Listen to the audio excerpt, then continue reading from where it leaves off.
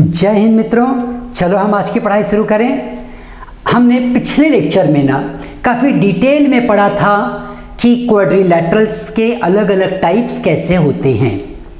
हमने उसमें पैरेललोग्राम के बारे में पढ़ा, फिर पैरेललोग्राम कैसे रेक्टेंगल बना, कैसे रेक्टेंगल स्क्वायर बना, कैसे ये पैरेललोग्राम रोम्बस बना, रोम्बस कैसे काइट बना, इसी पैरेललोग्राम से जुड़ा हुआ कैसे ट्रेपेजॉइड है, कैसे हमारे पास स्केलेन ट्रेपेजॉइड है, राइट एंगल ट्रेपेजॉइड है और आइसोसेलेस ट्रेपेजॉइड है।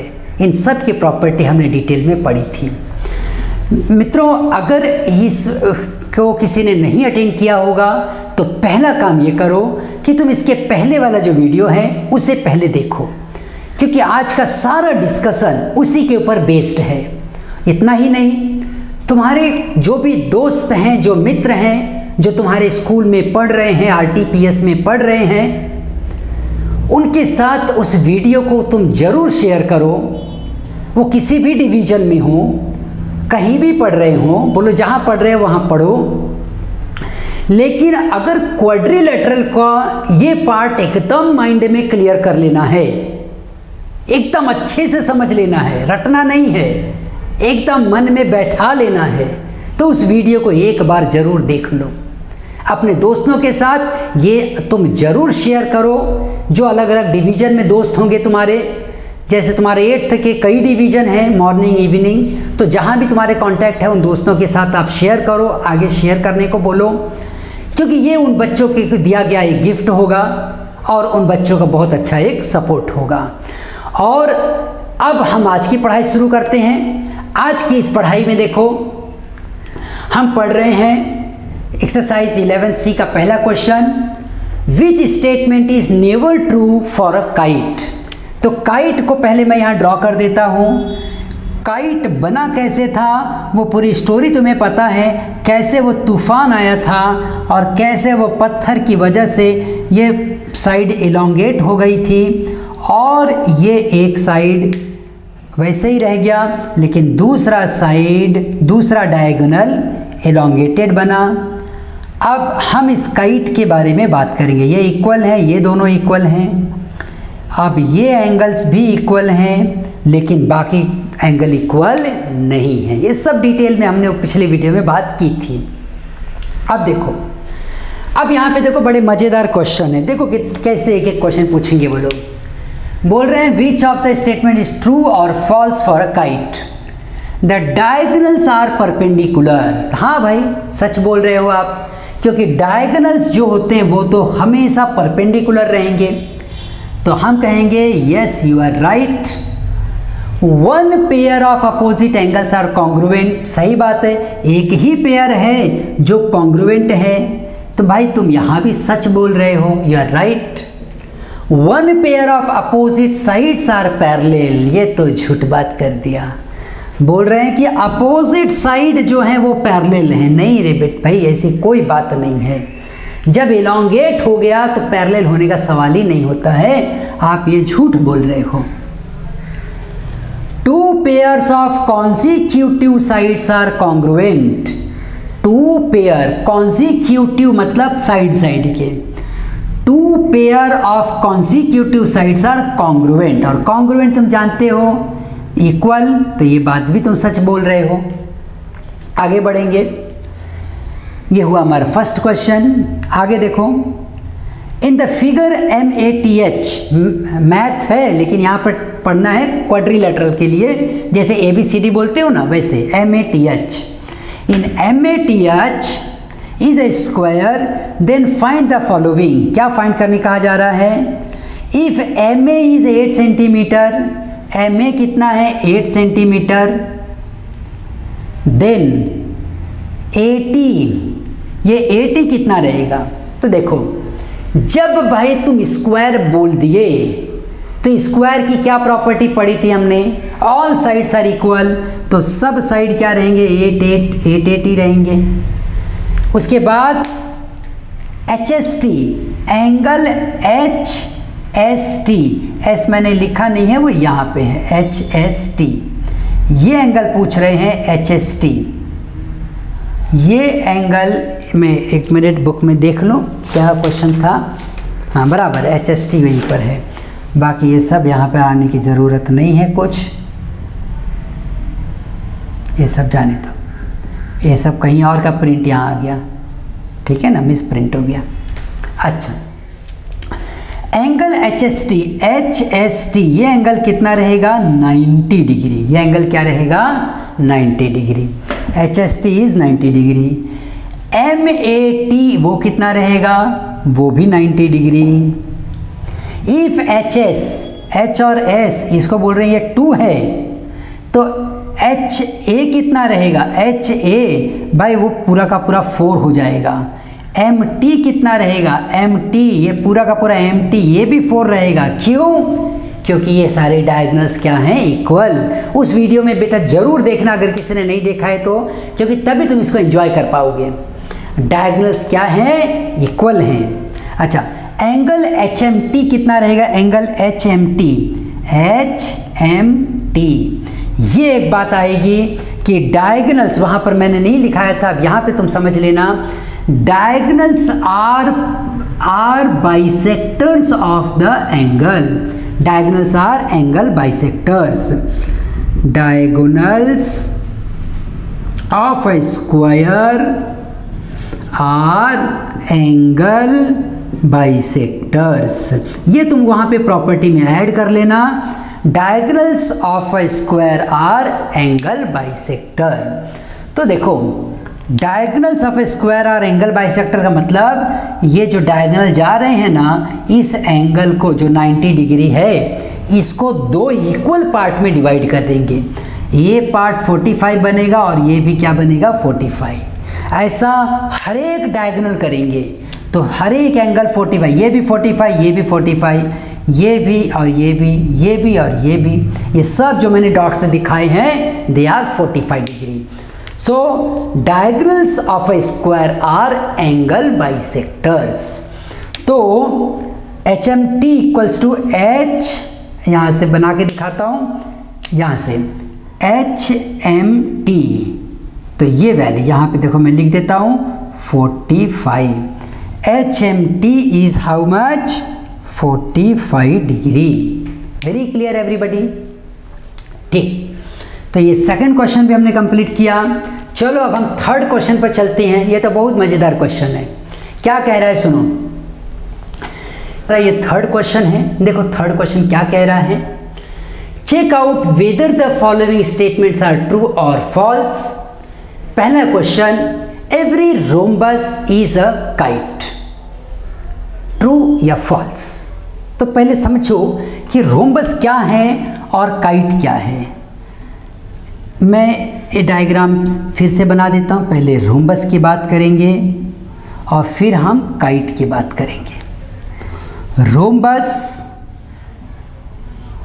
इस तरह से हो गया, काइट इस तरह से हो गया।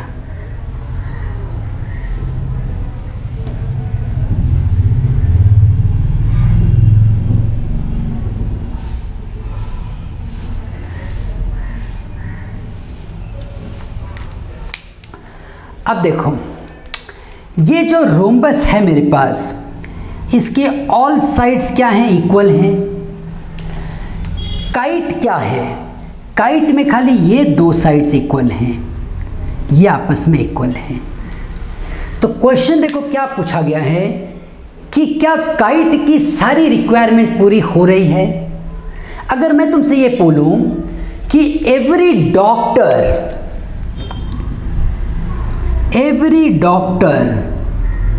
इज एजुकेटेड, तो ये बात सच है कि नहीं?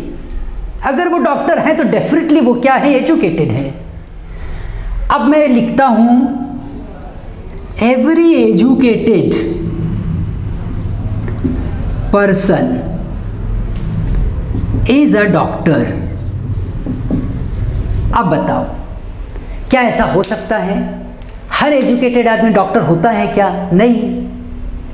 जिसने डॉक्टरी की पढ़ाई की है वो डॉक्टर होगा। तो ये फर्क होगा यहाँ पे। अब जो क्वेश्चन तुम्हारे सामने आएंगे उन सब में तुम्हें इसी एंगल से देखना है। कि हर काइट क्या रोम्बस की प्रॉपर्टी रोम्बस है या फिर हर रोम्बस क्या काइट है, वो देखो क्वेश्चन बोला जा रहा है।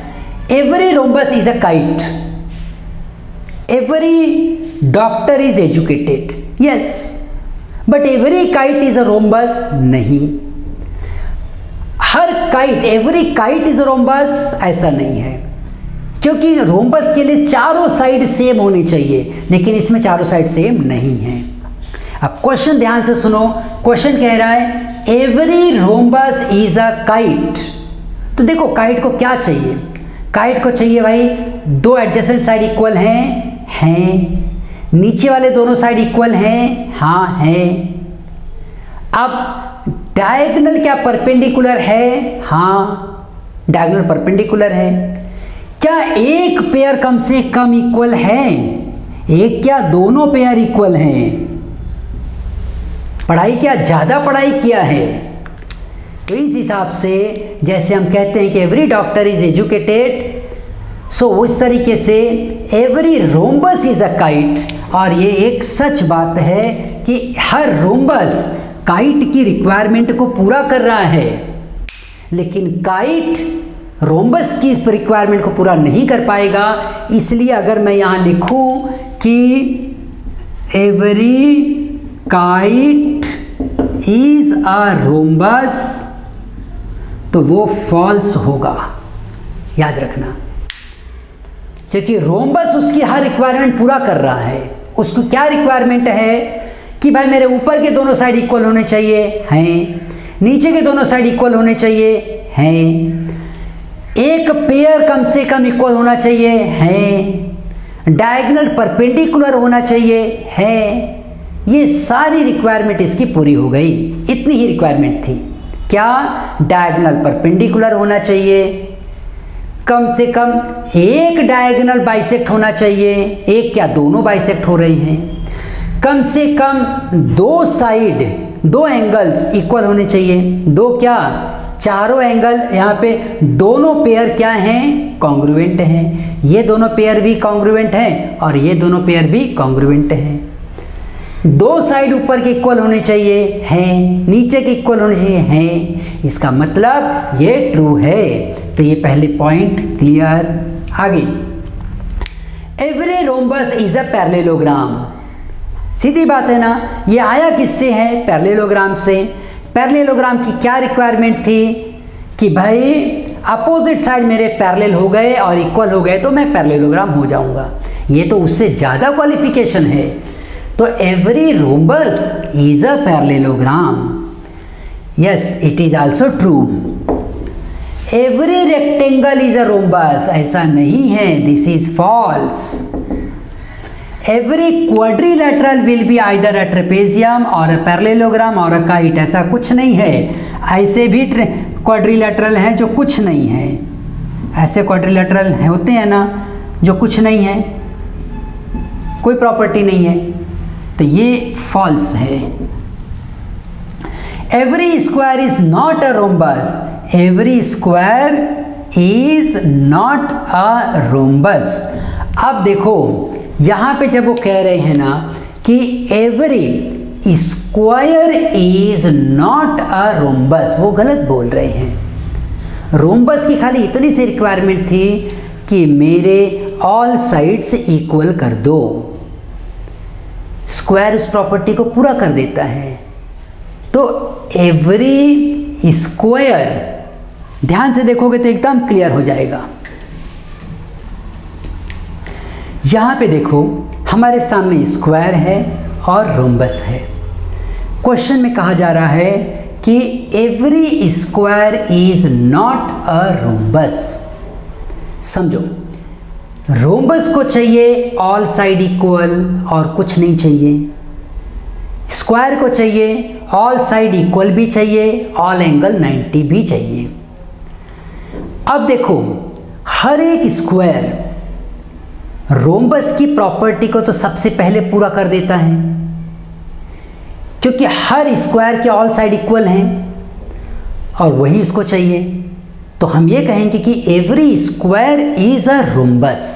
हर स्क्वायर एक रोम्बस है।